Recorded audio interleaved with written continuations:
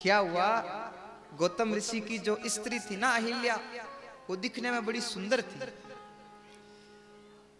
इंद्र है वो अहिल्या पे मोहित हो गया। अहिल्या के प्रति इंद्र के मन में मनोविकार जागृत हो गया। गौतम ऋषि का हमेशा का नियम था, वो सुबह जल्दी उठकर, पहले घड़ियां तो होती नहीं थी, तो ये आजकल भी यहाँ कोई विराजमान होंगे जिनको पता है, ये अपने जो बूढ़े बुजुर्ग हैं ये घड़ी देखकर काम नहीं करते थे, ये चांद और सूरज को देखकर पता लगा लेते थे कि अब इतना टाइम हुआ, अब उठने का समय हो गया, अब सोने का समय हो गया, अब खेत पे चलो, अब विश्राम कर लो, अब दोपहरी कर लो। ये चांद सूरज को देख के ही अपना टाइम टेबल सेट करते थे। इंद्र ने चंद्रमा से कहा, चंद्रमा तू मेरी मदद कर। तो चंद्रमा इंद्र के बहकावे में आ गया। समय अनुसार चंद्रमा घटता बढ़ता है। लगभग 4 बजे हमेशा गौतम ऋषि स्नान करने जाते थे। आज लगभग 4 बजे नहीं थे, उससे पहले ही चंद्रमा ने अपना वैसा रूप बनाया जैसे 4 बजे लगभग बनता है। गौतम ऋषि ने चंद्रमा को देखा और मन में सोचा मेरे स्नान करने का समय हो गया है। हकीकत में समय हुआ नहीं था। गौतम ऋषि तो स्नान करने के लिए चले गए। पीछे से इंद्र ने गौतम ऋषि का रूप धारण किया। जो हकीकत वाले गौतम ऋषि थे वो तो स्नान करने गए, पीछे से इंद्र डुप्लीकेट गौतम ऋषि बनकर अहिल्या के आश्रम पे आया। अहिल्या ने कहा महाराज आज जल्दी स्नान करके आ गए? बोले हाँ जल्दी स्नान करके आ गया। अब अहिल्या को तो पता नहीं चला कि ये इंद्र है या मेरे पतिदेव है। उसने तो यही समझा मेरे पतिदेव है। अब वो इंद्र गौतम ऋषि बना हुआ बोला कि मैं आपके साथ सहवास करना चाहता हूँ। तो पति है, पति को कौन मना करे। तो अहिल्या ने गलती से इंद्र बने हुए, वो जो गौतम ऋषि इंद्र बना हुआ था, वो उसकी इच्छा पूरी कर दी। इधर से गौतम ऋषि स्नान करके जो ही वापिस आ रहे थे, अब जो हकीकत वाले गौतम ऋषि है वो तो आश्रम के अंदर प्रवेश कर रहे हैं, और जो इंद्र गौतम ऋषि बना हुआ है वो आश्रम के बाहर निकल रहा है। गौतम ऋषि ने जो ही इंद्र को देखा, इंद्र ने जो डुप्लीकेट रूप धारण किया हुआ था वो छोड़ दिया, इंद्र रूप में आ गया। जो ही गौतम ऋषि को सारी बात पता चली, तब गौतम ऋषि ने चंद्रमा को श्राप दिया, तेरे कारण आज एक स्त्री का पातिव्रत्य धर्म भंग हुआ है, जा तेरे ऊपर हमेशा दाग लगा हुआ रहेगा।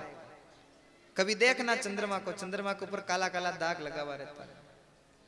फिर अपनी स्त्री को श्राप दिया, तूने अपने धर्म को भंग किया है, तुझे यह भी पता नहीं है कि तेरा पति है या दूसरा है। पत्थर की तरह हो गई तू, पत्थर की तरह हो गई, जा पत्थर हो जा। तब अहिल्या गौतम ऋषि के चरणों में गिर गई, महाराज मेरी क्या गलती थी, मुझे तो पता नहीं था। तब गौतम ऋषि ने कहा श्राप तो मैंने दे दिया है, लेकिन भगवान जब राम रूप में अवतार लेंगे तब तेरा उद्धार करेंगे। वही गौतम ऋषि के श्राप से अहिल्या पत्थर बनी हुई वहां आश्रम में है। आश्रम सुनसान है। विश्वामित्र जी ने राम जी से कहा प्रभु जाकर उसका उद्धार कर दो। अब राम जी मुस्कुराते हुए गुरु चरणों में प्रणाम करके पत्थर के पास गए। ज्यों ही चरण का स्पर्श किया पत्थर टूट गया, पत्थर में से अहिल्या प्रकट हुई। पर सत पद पावन शोक न सावन, प्रकट भई तप पुंज सही। देखत रघुनायक जन सुखदायक, सन्मुख होई कर जोरी रही, कर जोरी रही, कर जोरी रही। भगवान ने जो ही पत्थर को स्पर्श किया पत्थर टूट गया, अहिल्या प्रकट हुई। अहिल्या ने भगवान के चरणों में प्रणाम करके अब भगवान की स्तुति कर रही है, प्रभु कहा मैं दीन मलिन और कहा आपने चरण का स्पर्श करके मुझे तार दिया। प्रभु आपके चरणों में बारंबार प्रणाम करती सब कुछ आप ही हैं। आपकी ताकत से सूर्य भगवान तपते हैं, आपकी ताकत से चंद्रमा रोशनी करता है, आपकी ताकत से हवाएं चलती है, आपकी ताकत से तारे टिमटिमाते हैं, आपकी ताकत से दुनिया चलती है। प्रभु आपके चरणों में प्रणाम है। सच्चित आनंद तस्वीर तेरी है, सच्चित आनंद तस्वीर तेरी सितारों में फैली है, तनवीर तेरी है चांद और सूरज तेरे ही सहारे। नमस्कार प्यारे, नमस्कार प्यारे, नमस्कार प्यारे, नमस्कार प्यारे। प्रभु आपके चरणों में बारंबार प्रणाम करती हूँ। भगवान ने अहिल्या को अपने धाम में भेज दिया। अब भगवान भाई लक्ष्मण और विश्वामित्र जी के साथ वहां से आगे बढ़े हैं। चले राम लक्ष्मण मुनि संगा, चले राम लक्ष्मण मुनि संगा, गए जहाँ जग पावनी गंगा, गए जहाँ जग पावनी गंगा। भगवान भाई और गुरु जी के साथ वहां गए जहाँ गंगा मैया चल रही थी। चले जहाँ जग पावनी गंगा, चले जहाँ जग पावनी। श्री राम जय राम जय जय राम, श्री राम जय राम जय जय राम, श्री राम जय राम जय जय राम। भगवान गंगा के किनारे पर पहुंचे हैं। तब प्रभु ऋषि न समेत नहाए, विविध दान महिदेव ने पाए। भगवान भाई और गुरु के साथ गंगा जी में स्नान कर रहे हैं। अब यहाँ पर विश्वामित्र जी गंगा की महिमा का बखान कर रहे हैं। गंगा धरती पर कैसे आई ये चरित्र भी बता रहे हैं। गंगा की महिमा बड़ी अद्वितीय है। आप लोग भी गंगा की महिमा को जानते हैं, आप लोग भी गंगा के प्रति श्रद्धा रखते हैं। मानो तो मैं गंगा माँ हूँ, ना मानो तो बहता पानी। मानो तो मैं गंगा माँ हूँ, ना मानो तो बहता। किसी भी नदी के, कुएं के, समुद्र के जल को आप बोतल में भर लो, 2-10 दिन में, महीने भर में उस जल में कीड़े पड़ जाएंगे। लेकिन गंगा जल को चाहे कितने ही वर्षों तक रखो, गंगा जल में कभी कोई कीड़ा नहीं पड़ता। ये गंगा जल की सबसे बड़ी महिमा है। कई लोग गंगा जल घर में रखते हैं। एक दृष्टांत आता है, एक सेठ जी, एक सेठानी जी और एक उनका लड़का, तीनों जने गंगा नहाने के लिए हरिद्वार जा रहे थे। मन में विचार किया क्यों ना संतों को भी साथ में ले लेते हैं। एक संत जी को भी साथ में ले लिए। कितने जने हो गए? 4 जने। अब गंगा नहाने के लिए जा रहे हैं।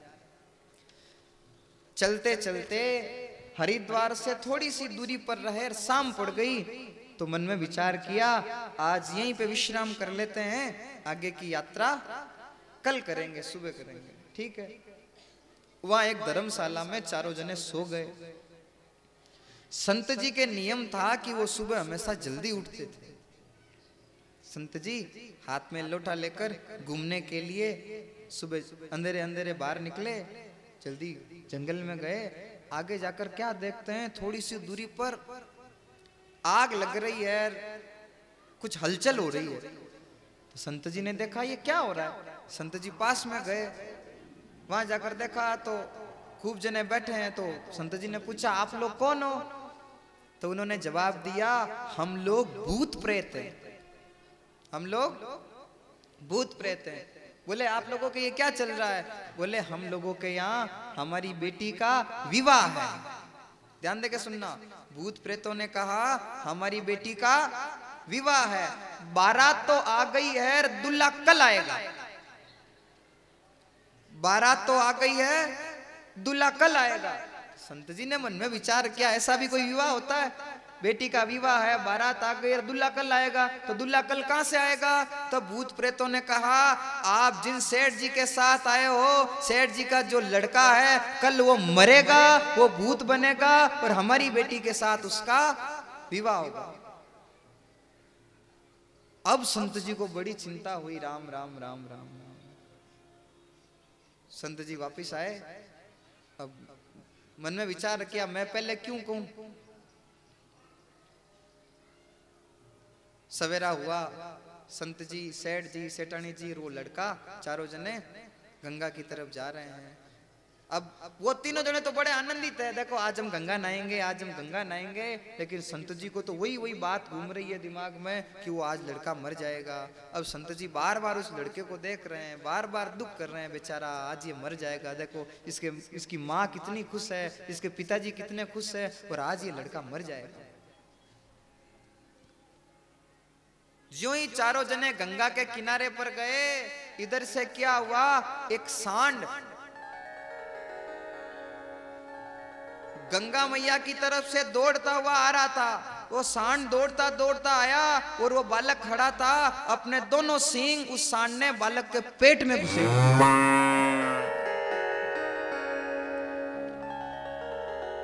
जो ही वो सींग उस बालक के पेट में गए, बेचारा भगवान का प्यारा हो गया। अब क्या गंगा नानान, क्या खुशियां मनाना। माँ बाप ने सोचा अब इसको घर ले जाके क्या करेंगे, यही अंत्येष्टि क्रिया कर देते हैं, अंतिम संस्कार कर देते हैं। अंतिम संस्कार कर दिया। उत्साह के साथ आए थे, गंगा नहाएंगे गंगा नहाएंगे। बताओ कब क्या हो जाए कोई पता नहीं चलता है। अभी हाल ही में केदारनाथ में क्या घटना घटी बताओ। कितने लोग खुशियों के साथ गए थे, हम 4 धाम की यात्रा करेंगे, दर्शन करेंगे, परिवार के परिवार पता नहीं कहां चले गए, वापस लौट के नहीं आए, कोई पता नहीं चलता है। वापस हरिद्वार से रवाना हुए, उसी धर्मशाला में आकर रुके, गए थे तब तो 4 जने थे, वापस आए 3 जने। अब सेठ सेठानी तो सो गए, संत जी वापिस आधी रात को हाथ में लोटा लेकर घूमने के बहाने निकले। आगे जाकर देखते हैं सब भूत प्रेत है, वो जोर जोर से रो रहे हैं। तो संत जी ने पास आकर पूछा, भाइयों रो क्यों रहे हो, तुम्हारी बेटी का तो विवाह हो गया होगा ना, सेठ जी का लड़का तो मर गया है, तुम्हारी बेटी का विवाह हो गया होगा। तब सब भूत प्रेतों ने कहा होना तो ऐसा ही था, होना तो ऐसा ही था, उस लड़के का मरना था और भूत बनना था। वो लड़का मर भी गया, लेकिन वो जो सांड पानी में से गंगा जी में से होकर आया था, उस सांड के सींग के ऊपर गंगा जी की रज लगी हुई थी। वो रज बालक के पेट में गई, वो बालक तो सीधा भगवान के धाम को चला गया। बोलिए गंगा मैया की जय। गंगा जैसा पावन तीर्थ और कोई भी नहीं। यहां पर इतने जने विराजमान हो, सच्ची सच्ची बताना किस किस के घर में गंगा जल है? सबके घर में? बढ़िया बात है। अब ये बताओ काम कितने जने लेते हैं?